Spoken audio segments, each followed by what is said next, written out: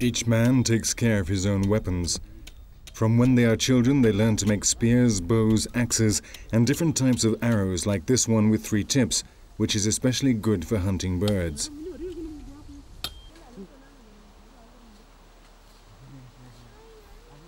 The string of their bows is also made from bamboo.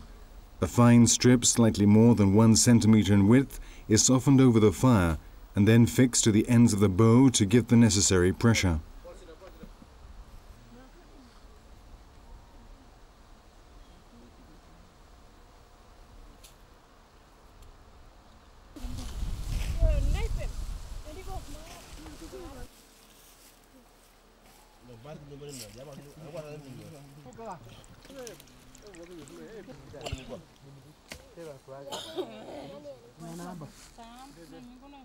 Two hours later, the primitive pressure cooker has done its job. The food is ready.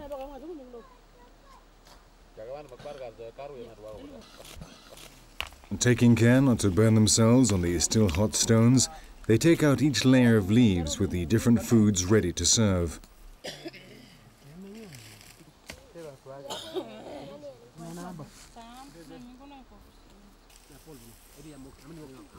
The food is shared out equally following strict protocol.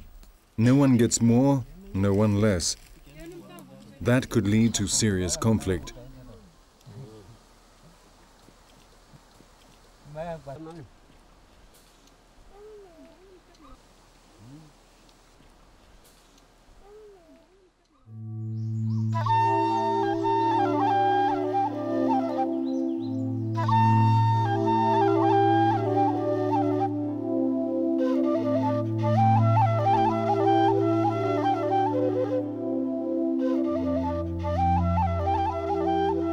We are going down the west side of the highlands.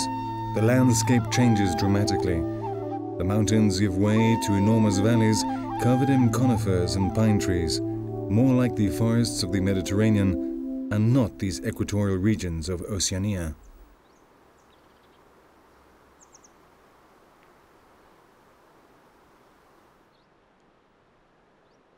We are going to see the mummies of the Enga or Kuku Kuku. That is the name normally given to these people who live on the plains of the Aseki River.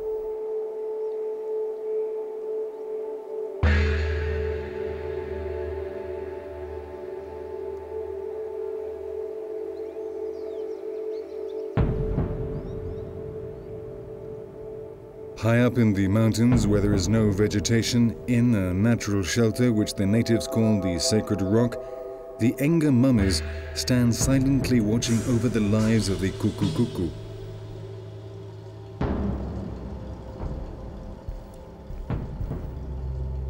Cannibalism has always been common practice among the Kuku Kuku, and it is this that has made them legendary. They ate thieves and prisoners of war after fattening them up. Charles Higginson was the first white man to come in contact with them in 1907.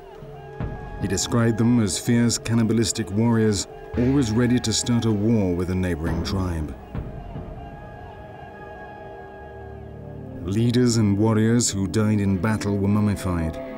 The body was placed in the fetal position in the kitchen and a fire was lit to smoke it.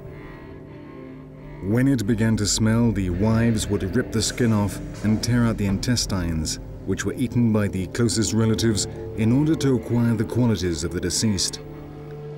Then they continued smoking the body for 4 or 5 months until the flesh was totally dried out.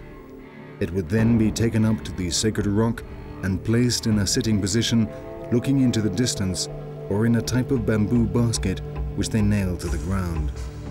Other tribes left them hanging from the trees. Very few Kuku Kuku now mummify their dead, but they have lost none of their warlike nature and tribal conflicts are still frequent.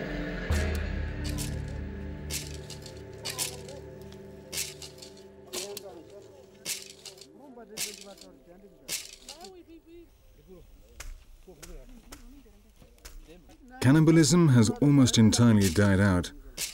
though there are still isolated cases of human flesh being eaten in the most remote regions. We must understand that for these warriors just 15 or 20 years ago, cannibalism was perfectly normal.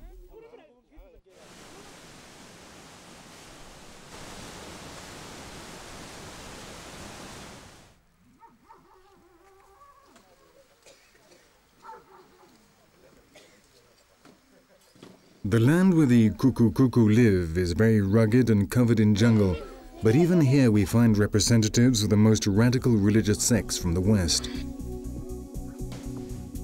They are everywhere.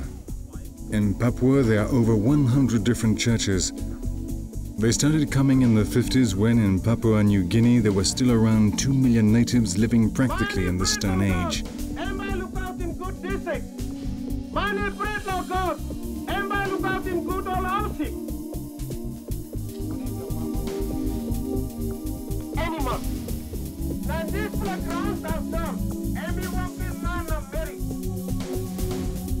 This was a valuable prize. Missionaries from the different sects came with their Western beliefs and gods, frantically vying with each other to convert the heathens. Tragically, this has led to the loss of ancient customs and ways of life.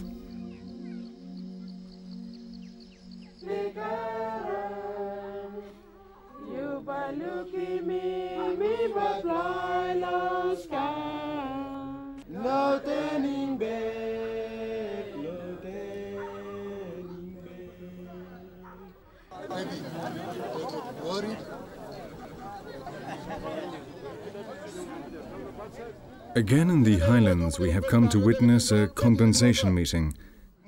After the requisite greetings, the two tribes sit down facing each other along the mountain terrace. The tribe on the left have to pay compensation to the other tribe. One of them killed a man from the other tribe, and they're now going to discuss how much they will have to pay his family. Each group has its own interpreter, who understands either the language of the other tribe or Pidgin, the lingua franca, which is spoken by more and more people. It is the only way to communicate in a country with over 800 different languages.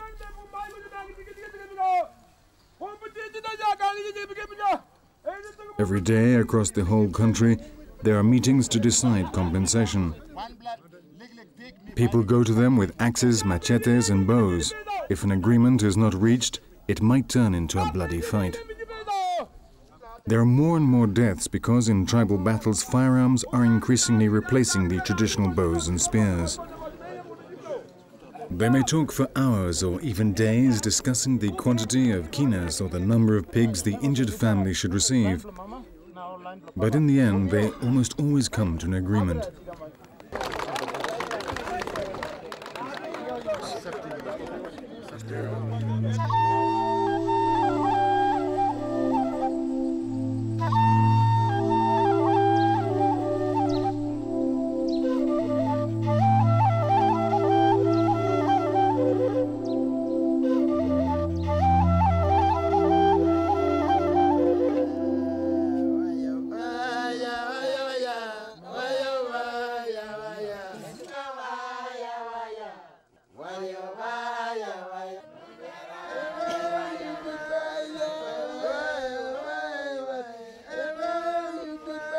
An important institution for these peoples is the tanimet, or courting ceremony.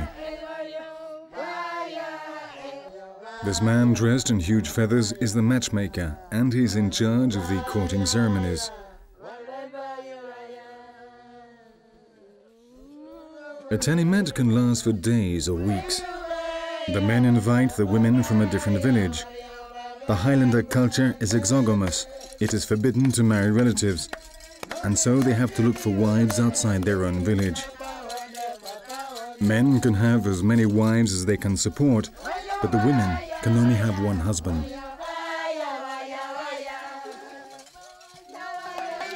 The songs speak of love affairs, and this the obligations of the future spouses.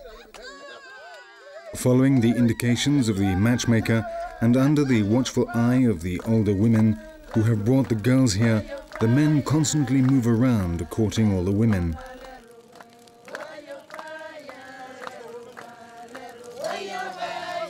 They cross their legs and take hold of each other's hands. They are all wearing their finest traditional clothes and wear provocative makeup. Both the man and the woman must agree before the matchmaker will give his consent.